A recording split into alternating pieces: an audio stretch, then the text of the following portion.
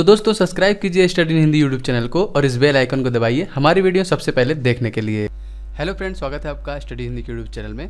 तो देखिए SSC MTS की परीक्षा में भूगोल के जो अब तक के क्वेश्चन कुछ पूछे गए हैं हम आपके लिए लाए हैं। इसका पार्ट 1 है। आशा करते हैं हमको ये पसंद आएगा।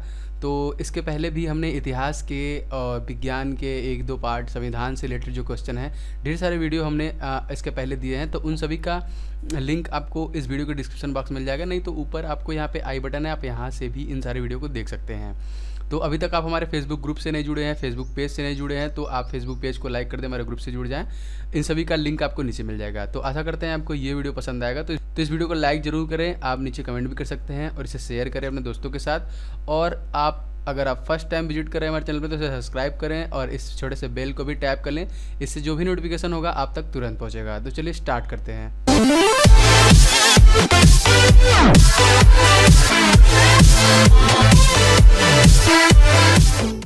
सबसे पहला question, 10 degree channel is situated between. 10 degree channel किसके मध्य स्थित है? नॉर्थ एंड साउथ अंडमान, उत्तर और दक्षिण Andaman, middle and south Andaman, मध्य और दक्षिण Andaman, little Andaman and Nicobar island, छोटा अंडमान और निकोबार द्वीप, इंडिया एंड श्रीलंका, भारत और श्रीलंका। तो देखिए हमारा पहला ऑप्शन है। तो ये पहला क्वेश्चन है, इसमें 4 ऑप्शन आपको दिख रहे हैं। तो इसका जो सही ऑप्शन है वो है option number 3, little Andaman and Nicobar island, छोटा अंडमान और निकोबार द्वीप। देखिए लिटिल अंडमान दक्षिण से 10 डिग्री चैनल पर निकोबार द्वीप से अलग हो जाता है, जो 145 किलोमीटर तक फैला हुआ है। यह पूर्वी ओर से जहाज़ों को चीन, जापान, सिंगापुर, थाईलैंड, मलेशिया इत्यादि देशों में जाने का मार्ग उपलब्ध कराता है। तो ये बहुत ही ज़्यादा हेल्प कराता है मार्ग उपलब्ध कराने में, जो वे होता है उसको उपलब्ध कराने में, जो 10 डिग्री चैनल है। तो ये किसके मध्य है? छोटा अंडमान और निकोबार द्वीप समूह। Option number 3 is the right answer. Okay, the equator does not pass through which of the following country. निम्नलिखित में से किस देश से भूमध्य रेखा नहीं गुजरती है? ठीक है, इक्वेटर भूमध्य रेखा नहीं गुजरती है किस देश से? तो देखिए ऑप्शन दिया है हमको, केन्या दिया है, मैक्सिको दिया है, इंडोनेशिया दिया है, ब्राज़ील दिया है। तो आपको ये रेखाएं पता होनी चाहिए। ज्योग्राफी के आप अगर अपने वीडियो नहीं देखे होंगे, लगभग मैंने सारी रेखाओं को वहाँ पे डिस्कस किया हुआ है, जितने भी यहाँ पे लाइंस हैं जिस कंट्री को होकर गुजरती है, अपने इंडिया से किसके किसके। तो उस वीडियो का लिंक आपको डिस्क्रिप्शन में मिल जाएगा, आप उसे देख लें। वैसे मैं आपको यहाँ पे खुद बता दे रहा हूँ। देखिए तो भूमध्य रेखा 13 देशों से होकर गुजरती है। देखिए इन 13 का मैं नाम आपको यहाँ पे लिख दे रहा हूँ। इनमें से देखिए Ecuador, okay, Colombia, Brazil, Sao Tome और प्रिसिम्प, गैबान, कांगो गणराज्य,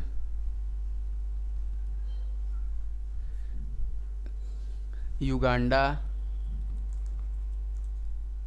केन्या, सोमालिया, मालदीव, इंडोनेशिया और किरिबाती। तो ये सभी देश हैं जहाँ से भूमध्य रेखा होके गुजरती है। तो देखिए इसमें से कहाँ से होके नहीं गुजरती है, हमको ये ऑप्शन पूछा हुआ है यहाँ पे ये क्वेश्चन पूछा हुआ है। तो देखिए इसका ऑप्शन नंबर 2 है, मैक्सिको से होके नहीं गुजरती। देखिए ब्राज़ील से होके गुजरती है, इंडोनेशिया से गुजरती है, केन्या से गुजरती है। तो आपको ये पता होगा तभी आप आंसर कर पाएंगे, इसलिए मैंने यहाँ पे लिख दिया है। तो आप इन सभी को एक बार देख लें, आपको याद हो जाएगा। तो इसका जो राइट आंसर है वो है ऑप्शन नंबर 2, मैक्सिको से होके ये भूमध्य रेखा नहीं गुजरती है। Most of ozone in earth's atmosphere is found in. पृथ्वी वायुमंडल में अधिकांशतः ओजोन कहाँ पाए जाते हैं? क्षोभ मंडल, ट्रॉपोस्फेयर, समताप मंडल, स्ट्रेटोस्फेयर, मध्य मंडल, मेसोस्फेयर एंड थर्मोस्फियर। तो इन चारों में से कहाँ पे ओजोन परत अधिकांशतः पाया जाता है? तो इसका जो सही आंसर है वो है ऑप्शन नंबर 2, समताप मंडल। देखिए अधिकांश ओजोन, अधिकांश मतलब लगभग 90% एक परत में रहती है। यह परत पृथ्वी की सतह से ऊपर 10 से 17 किलोमीटर के मध्य से आरंभ होती है। मतलब ये पृथ्वी के सतह से ऊपर 10 से 17 किलोमीटर के मध्य आरंभ होती है और 50 किलोमीटर तक फैलती है। वायुमंडल का यह क्षेत्र समताप मंडल कहलाता है। ओजोन परत सूर्य की अधिकांश पराबैंगनी मतलब वही अल्ट्रावायलेट किरण पराबैंगनी विकिरणों को अवशोषित कर लेता है, जिससे कि हमको हार्म नहीं पहुंचता है। बहुत सी हार्मनेस जो उनकी रेज होती है सूर्य की, उससे हमको बचा लेता है। तो ये कहाँ पाया जाता है अधिकांशतः? Option number 2 is the right answer, समताप मंडल। Where is 90 east ridge? 90 east ridge कहाँ स्थित है? प्रशांत महासागर, हिंद महासागर, आर्कटिक महासागर, अटलांटिक महासागर। ठीक है, तो पैसिफिक, इंडियन, आर्कटिक, अटलांटिक। ठीक है, ये कहाँ स्थित है?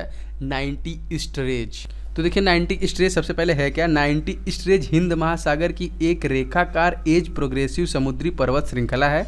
इसका नाम 90 ईस्ट रीज इसलिए रखा गया क्योंकि वह 90वें यमोत्तर रेखा मेडियन के समांतर स्थित है। यह हिंद महासागर को पश्चिमी और पूर्वी हिंद महासागर में बांटती है। ठीक है, तो मतलब ऑप्शन नंबर 2 हमको पता चल गया, राइट आंसर है इसका हिंद महासागर। तो 90 ईस्ट रीच कहाँ स्थित है? इंडियन ओशियन, हिंद महासागर। ओके, देखिए तो फिर आ गया इंडियन ज्योग्राफी से क्वेश्चन। ये भी मैंने पढ़ा रखा है, अपने चैनल वीडियो अपलोड कर रखा है। Tropic of cancer passes through which of the following Indian state? कर्क रेखा निम्न में से कौन से भारतीय राज्यों से होकर गुजरती है? तो आप रेखा देख लीजिएगा, क्वेश्चन एक आ रहा है। Bihar, west Bengal, Meghalaya, Tripura and Mizoram. Bihar, Paschim Bengal, Meghalaya, Tripura and Mizoram. Madhya Pradesh, Maharashtra, Rajasthan, Paschim Bengal, Tripura और मिजोरम। गुजरात, मध्य प्रदेश, छत्तीसगढ़, झारखंड, पश्चिम बंगाल, त्रिपुरा और मिजोरम। इसमें से सबसे सही ऑप्शन कौन सा है आपको ये पता करना है। तो आपको ये पता रहेगा, आप तभी आंसर कर पाओगे। तो ऑप्शन नंबर 3 इसका सही है। ऑप्शन नंबर 4 मैंने यहाँ पे नहीं लिया क्योंकि 3 ही सही था और काफ़ी बड़ा हो जाता है, दैट्स वाई मैंने यहाँ पे नहीं लिया। देखिए गुजरात, मध्य प्रदेश, छत्तीसगढ़, झारखंड और पश्चिम बंगाल, त्रिपुरा और मिजोरम जो है कि इन्हीं से कर्क रेखा होके गुजरती है। ठीक है, तो तीसरा हमारा सही आंसर है। Okay, green house effect is the heating up of earth atmosphere which is due to. Green house प्रभाव पृथ्वी के वायुमंडल का गर्म होना, इसका क्या कारण है? द अल्ट्रावायलेट रेज पराबैंगनी किरण, गामा किरणें, द इंफ्रारेड रेज और रक्त किरणें, या फिर एक्स किरणें। ठीक है, एक्स रेज। तो इसका इफेक्ट तो ग्रीन हाउस प्रभाव पृथ्वी के वायुमंडल का गर्म होना, इसका इफेक्ट क्या है, इसका कारण क्या है? तो 4 ऑप्शन आपको यहाँ पे दिए हुए हैं।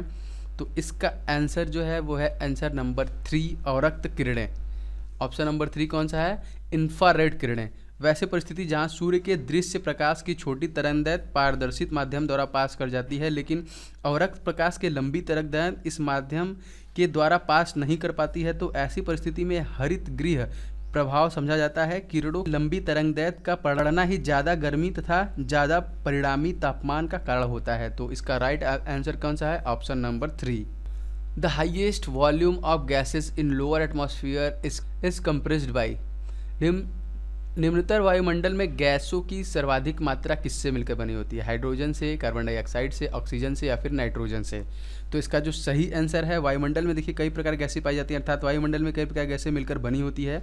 अधिकांश गैसें वायुमंडल की निचली परत या क्षोभ मंडल पाई जाती है। मुख्य गैसों में नाइट्रोजन और ऑक्सीजन क्रमशः 78% और 21% मात्रा में पाए जाते हैं। प्रकृति के अन्य गैसों मात्र केवल 1% में है। तो अब बताइए कि इसका सही आंसर कौन सा है? तो इसका सही आंसर है ऑप्शन नंबर 4, नाइट्रोजन, जिसकी मात्रा सर्वाधिक होती है वायुमंडल में गैसों में। ठीक है, तो option number 4 is right answer. Cloud float in the atmosphere because of their. बादल किस कारण वायुमंडल में तैरते हैं? लो प्रेशर, लो डेंसिटी, लो वेलोसिटी, लो टेम्परेचर, निम्न दाब, निम्न घनत्व, निम्न श्यानता, निम्न तापमान। तो इसका जो सही आंसर है वो है ऑप्शन नंबर 2, निम्न घनत्व, लो डेंसिटी। देखिए बादल हवा में तैरता है क्योंकि समान आयतन के बादल का घनत्व समान आयतन की सूखी हवा से कम होता है। और तेल पानी में तैरता है क्योंकि यह पानी से कम सघन होता है। इसी प्रकार बादल भी हवा में तैरते हैं क्योंकि बादल में नमीपूर्ण हवा का सघनता सूखी हवा से कम होता है, इसलिए बादल वायुमंडल में तैरते हैं। किसके लिए? निम्न घनत्व के कारण, लो डेंसिटी के कारण। तो आशा करते हैं आपको ये वीडियो पसंद आया होगा। अगर आपको ये वीडियो अच्छा लगा हो तो वीडियो को लाइक जरूर करें। आप नीचे कमेंट जरूर करें जिससे कि हमें पता चले। अगर आप इसका पार्ट 2 चाहते हैं तो आप हमें ज़रूर बताएं। तो और ढेर सारे वीडियो के लिंक आपको इस वीडियो के डिस्क्रिप्शन में मिल जाएंगे, जो SSC MTS के एग्जाम के रिगार्डिंग बहुत ही ज़्यादा आपके लिए हेल्पफुल होंगे। तो इस वीडियो को देखने के लिए आपका बहुत बहुत धन्यवाद। आपका दिन शुभ हो।